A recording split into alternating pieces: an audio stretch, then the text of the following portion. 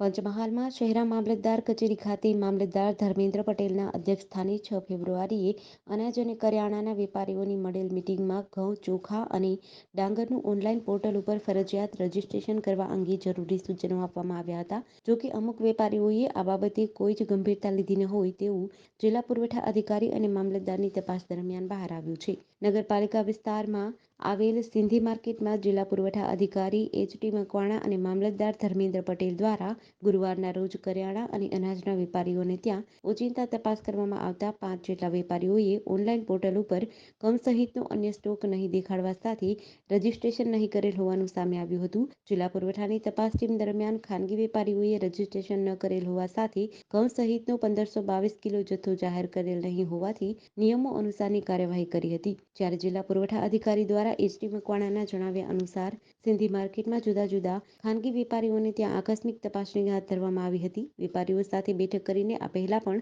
ઘઉં સહિતનો જથ્થો જાહેર કરવા માટે સૂચનો આપવામાં આવ્યા હતા. છતાં પણ અમુક વેપારીઓએ જથ્થો જાહેર નહીં કરીને રજીસ્ટ્રેશન નહીં કરેલ તેવા 5 જેટલા ખાનગી વેપારીઓને ત્યાં કાર્યવાહી હાથ ધરવામાં આવી હતી. જિલ્લા પુરવઠા અધિકારી અને મામલતદાર સહિતની ટીમ દ્વારા ખાનગી વેપારીઓને ત્યાં ઓચિંતી તપાસ હાથ ધરવામાં આવતા નિયમોનું પાલન નહીં કરતા અનાજ કરિયાણાના અન્ય દુકાનોના વેપારીઓમાં ફફડાટ ફેલાયો હતો.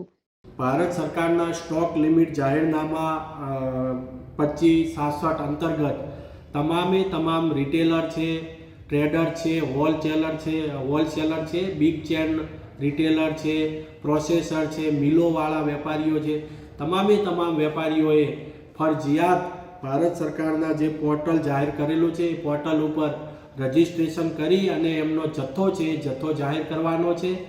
જેમાં ઘઉં માટે લિમિટ હાલ લાગુ છે, જેને એક્સટેન્ડ કરીને માર્ચ મહિના સુધી કરેલ છે, અને ચોખા માટે અત્યારે કોઈ લિમિટ નથી, પરંતુ એનો જથ્થો જાહેર કરવો ફરજિયાત છે. એટલે તમામ વેપારીઓએ આ જો રજીસ્ટ્રેશન કરીને દર શુક્રવારે જથ્થો જાહેર કરેલ નહીં હોય તો કાયદેસરની કાર્યવાહી હાથ ધરવામાં આવશે. JDC ન્યૂઝ સાથે પાર્થિવ દરજી, પંચમહાલ.